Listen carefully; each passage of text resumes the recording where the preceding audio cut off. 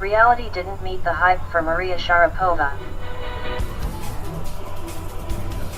New York countless fans were shocked by the upset inflicted on Maria Sharapova at the US Open by the relatively unknown number 16 seed, Anastasia Sevastova. But that's what you get when hype and reality are a little off-kilter. This was a result that came as no great surprise to many, including Sharapova. Sure, she received a controversial wildcard and regal treatment at a US Open stripped of Serena Williams and a handful of ATP stars. She immediately took possession of the New York night, or shared it with Roger Federer, and was welcomed to Arthur Ashe Stadium by adoring fans like a queen returning from exile. The optics and cosmetics were seductive, but they weren't going to win Sharapova any matches or carry her to her first Grand Slam triumph since the French Open of 2014. I came into New York not playing a lot of matches, Sharapova said after she was beaten by Sevastova 5-7, 6-4, 6-2 on Sunday in a grueling, physical, 2-hour, 17-minute match. I didn't have much practice. Obviously, it's always disappointing to be on the losing end of things. But reflecting back on the week, I can be happy. So ends Sharapova's summer of great expectations and surprising frustrations. She returned from a 15-month suspension for doping in mid-April unranked but raring to go. She got off to a good start, accepting a wild card into Stuttgart and belting her way to the semifinals. But things quickly went sideways. A surprising number of her peers, some of them marquee names, objected to tournaments awarding her wild cards because of the reason for her absence. The French Open, the only major Sharapova has won more than once, took the same position and declined to invite her. At the same time, she fell victim to a series of injuries that, among other things, caused her to withdraw from Wimbledon qualifying. Her summer hard-court season consisted of just one match, a win over Jennifer Brady at Stanford.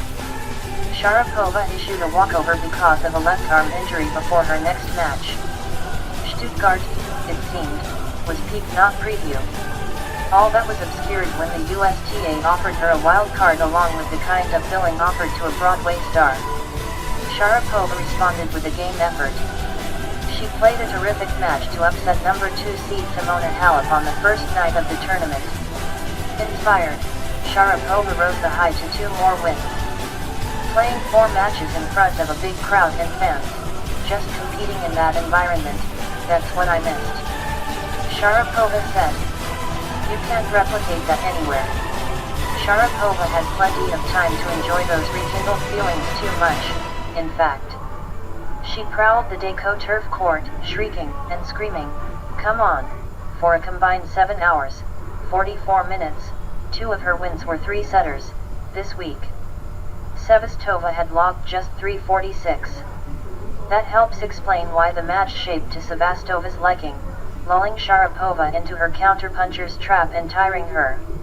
I think I allowed the match to become physical, Sharapova said afterward. I don't think I played as aggressive or was stepping in as much as I did in the first set, especially in the beginning of the match. I definitely took a few steps back a little bit and gave her the time to dictate play and get more balls back. But don't sell Sevastova short. While the 30-year-old Russian is an imposing 6'2", Sevastova is a compact 5'7". Sharapova traffics in power tennis. Her serves are rockets, while Sevastova's travel at roughly the speed of the moon orbiting the Earth. Sharapova also is a brand, a star. If Sevastova were a celebrity, it would be as a television chef whose ability to slice and dice dazzles the eye.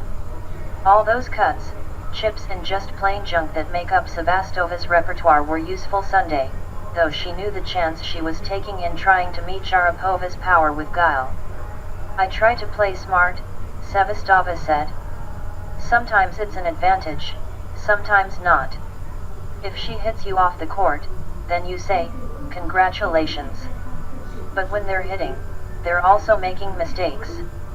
We know where Sevastova goes from here, a second consecutive US Open quarterfinal. This one will come against the resurgent Sloane Stephens. As for Sharapova, With the Grand Slam season over and those recent injuries undoubtedly fresh in her mind, she must decide how important the fall tournaments are.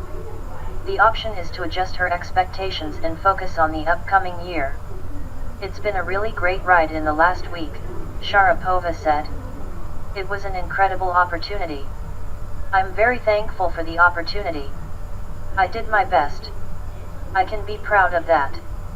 Peter Bodo has been covering tennis for over 35 years, mostly recently for ESPN.